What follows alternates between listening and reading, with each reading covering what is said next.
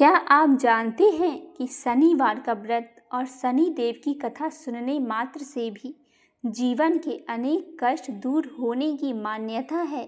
आखिर शनि देव किससे प्रसन्न होते हैं और किन कर्मों से उनका आशीर्वाद प्राप्त होता है।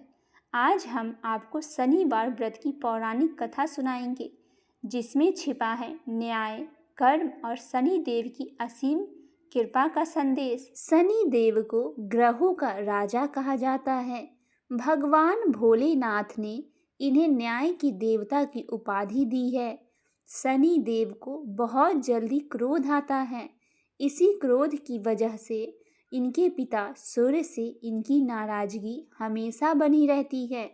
इनके क्रोध से सभी बचने की कोशिश करते हैं, वरना व्यक्ति पर मुसीबतों का पहाड़ टूट पड़ता है। इसीलिए इन्हें प्रसन्न करने के लिए शनिवार का व्रत रखा जाता है। व्यक्ति शनि दोष से बचने और उन्हें शांत रखने के लिए अनेक उपाय करते हैं। शनि कृपा से व्यक्ति को सुख, वैभव की प्राप्ति होती है। जो लोग शनिवार का व्रत करते हैं और उनकी पूजा का कथा सुनते हैं, उन पे शनि देव की कृपा दृष्टि हमेशा बनी रहती है और उनसे शनि देव प्रसन्न रहते हैं। आइए सुनते हैं शनि देव या शनिवार व्रत की पौराणिक कथाएं। प्राचीन काल की बात है। एक गांव में एक ब्राह्मण देवता अपनी पत्नी और बच्चों के साथ रहता था। वे धर्म कर्म में विश्वास रखते थे और सदैव पूजा पाठ करते थे। एक दिन जब ब्राह्मण देवता सुबह जागे तो वे बहुत चिंतित थे। यह देखकर उनकी पत्नी ने पूछा, स्वामी, आप इतनी चिंता में क्यों हैं? ब्राह्मण देवता ने उत्तर दिया, मुझे कई दिनों से एक ही सपना आ रहा है। एक व्यक्ति नीले वस्त्र धारण किए है और कहता है, तुम्हें मेरे साढ़े साथी लगेगी। पत्नी ने कहा, स्वामी, यह कोई नहीं, स्वयं भगवान शनिदेव है, जो आपको शनि की दशा लगाने की बात कर रहे हैं। जब वह पुनः स्वप्न में आए तो उनसे कहिए कि वे 1.15 पहर से अधिक न लगाए। ब्राह्मण देवता ने सहमति दी और कहा कि वे ऐसा ही करेंगे।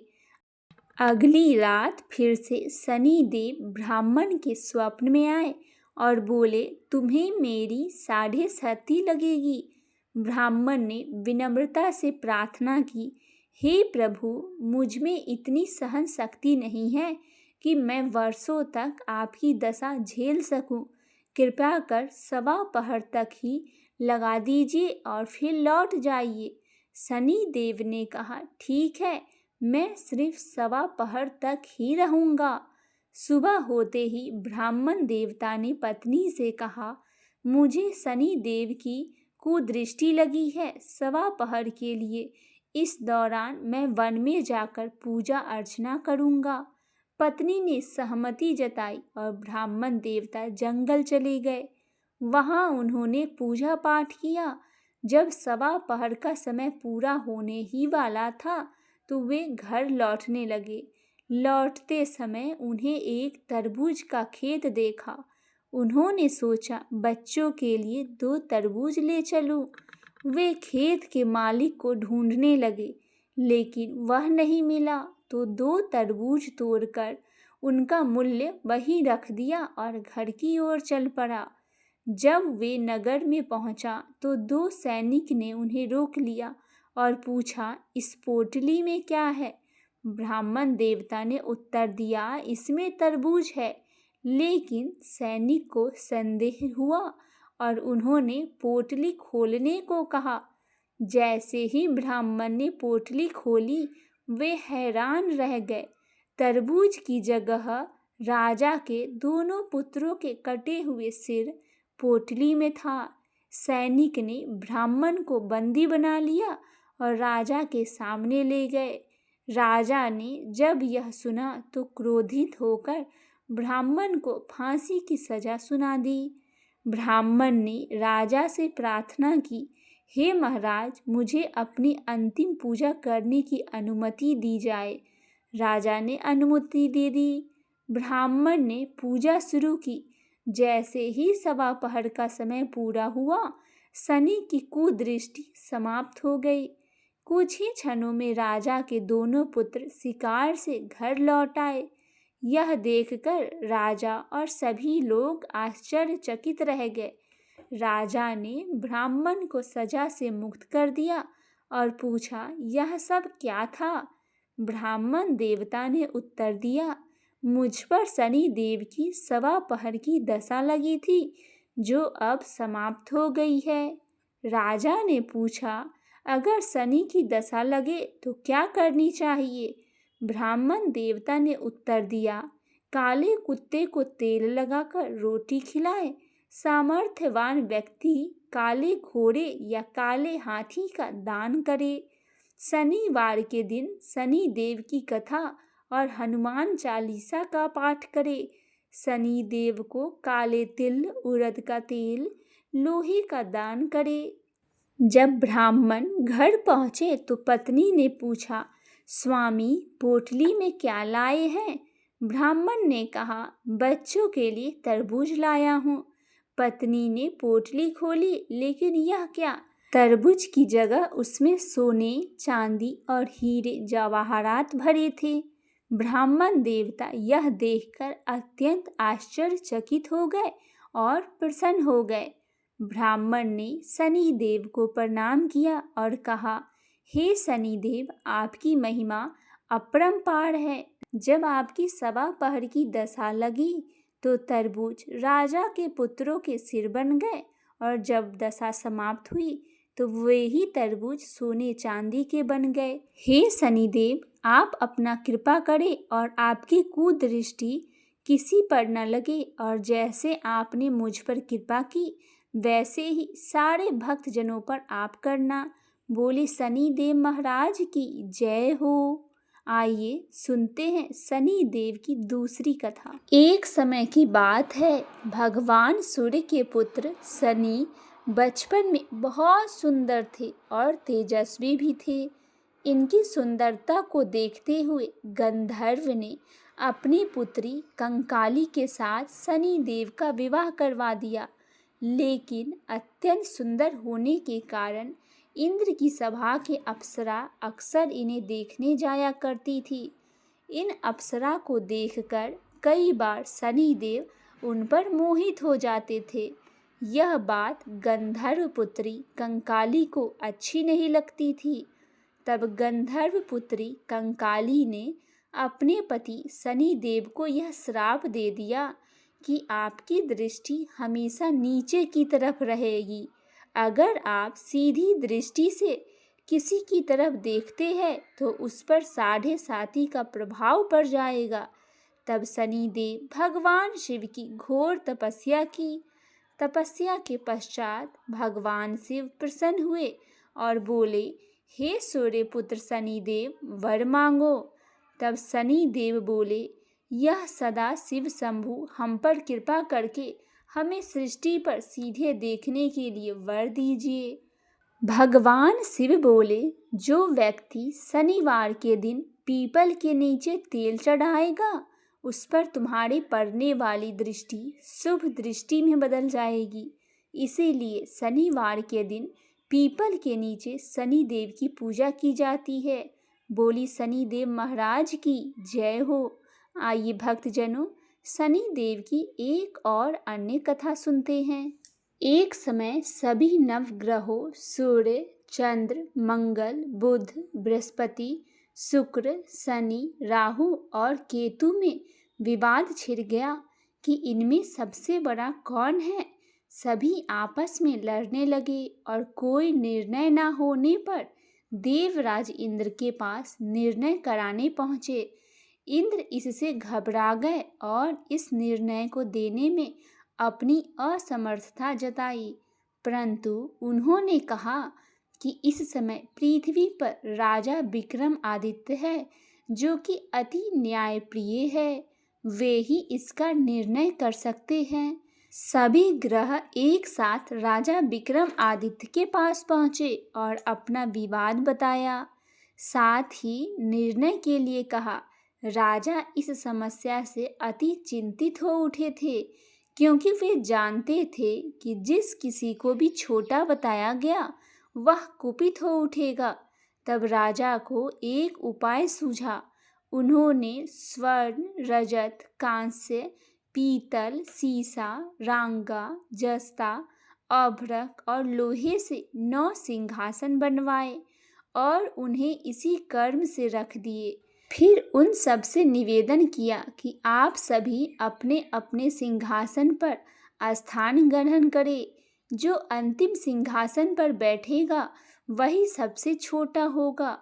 इस अनुसार लोहा का सिंहासन सबसे बाद में होने के कारण शनिदेव सबसे बाद में बैठे, तो वही सबसे छोटे कहलाए। उन्होंने सोचा कि राजा ने यह जानबूझकर किया है। उन्होंने कुपित होकर राजा से कहा, राजा, तू मुझे नहीं जानता।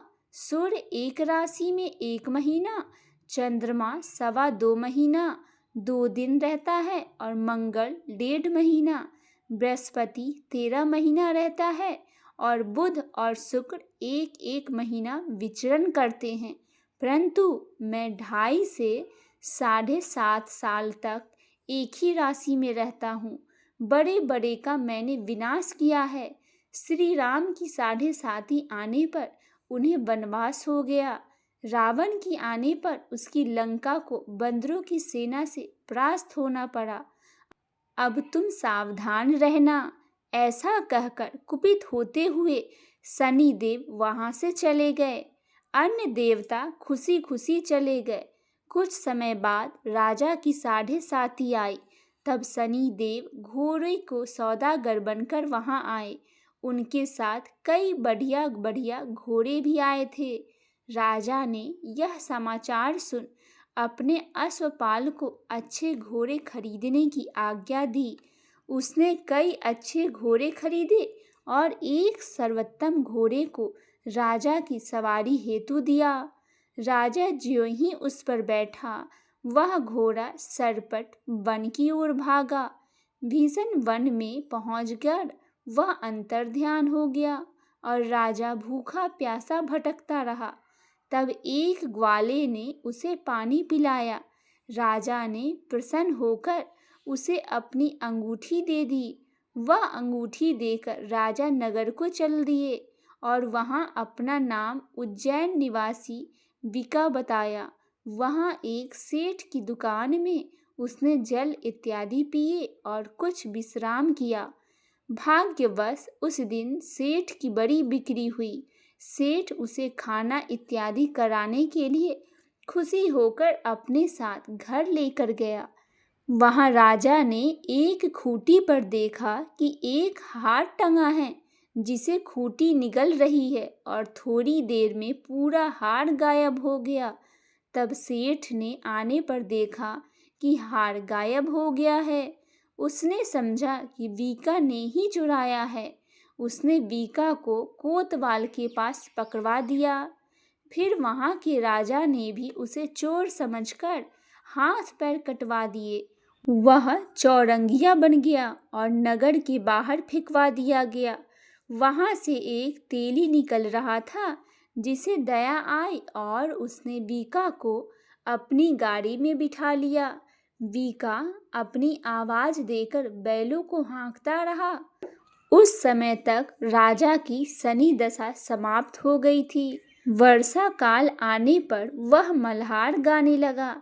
तब वह जिस नगर में था, वहां की राजकुमारी मन भावनी को वह इतना भाया कि उसने मन ही मन प्रण कर लिया कि वह उस राग गाने वाले से ही विवाह करेगी।